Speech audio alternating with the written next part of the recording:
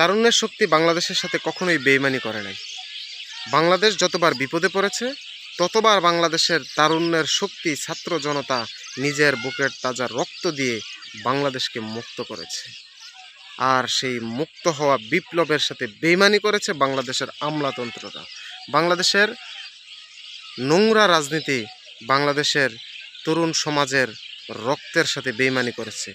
যে পরিমাণে রক্ত 1971 সালে আজকের এই দিন পর্যন্ত বাংলাদেশের রাজপথে পড়েছে, সেই রক্তের দাম কশ্চিনকালও দিতে পারবে না বাংলাদেশের মানুষ।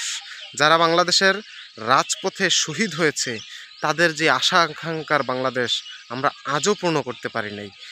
2024-এর যেই গণ অভ্যুত্থান হয়ে গেছে, যা আমাদের নিজের চোখে দেখা, মানুষের জীবন দেওয়ার যে উৎফুল্লতা ছিল, যেই কারণ ছিল, যেই লক্ষ্য উদ্দেশ্য ছিল, সেখানে আমরা আর দাঁড়িয়ে নেই।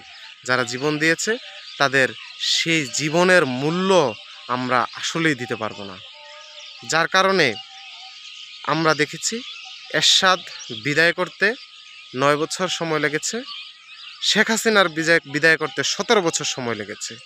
আগামীতে যদি বাংলাদেশে আর কখনো স্বৈরাচারের জন্ম নেয় তাকে 40 বছরও বিদায় করা যাবে না। কারণ বিপ্লব ধ্বংস হয়ে যায়, মানুষ প্রাণ দিতে ভয় পাবে, কারণ প্রাণের মূল্য, রক্তের মূল্য যদি আমরা দিতে না পারি।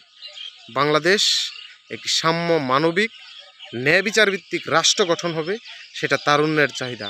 এর জন্য বাংলাদেশের মানুষ রক্ত দিতে প্রস্তুত। তা দিয়ে বাংলাদেশের মানুষের বিশ্বাস অর্জন করার চেষ্টা তরুণ সমাজ করেছে, আগামীতেও করবে।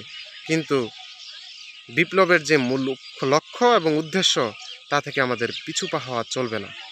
ইনশাল্লাহ আগামীর বাংলাদেশ গড়ে উঠবে তরুণ সমাজের লক্ষ্য, উদ্দেশ্য এবং বাংলাদেশের প্রত্যেকটা আন্দোলনের শহীদরা রক্ত দিয়েছে যেই কারণে, সেই আশা আকাঙ্ক্ষার প্রতিফলন বাংলাদেশের রাজনীতিবিদরা দিতে পারবে এবং তারুণ্যকে বাংলাদেশের রাজনীতিতে অংশগ্রহণ করার সুযোগ আমাদেরকেই করে দিতে হবে। আমরা যদি সহযোগিতা না করি, বাংলাদেশের তরুণ সমাজ রাজনীতিতে ভালো কিছু করতে পারবে না।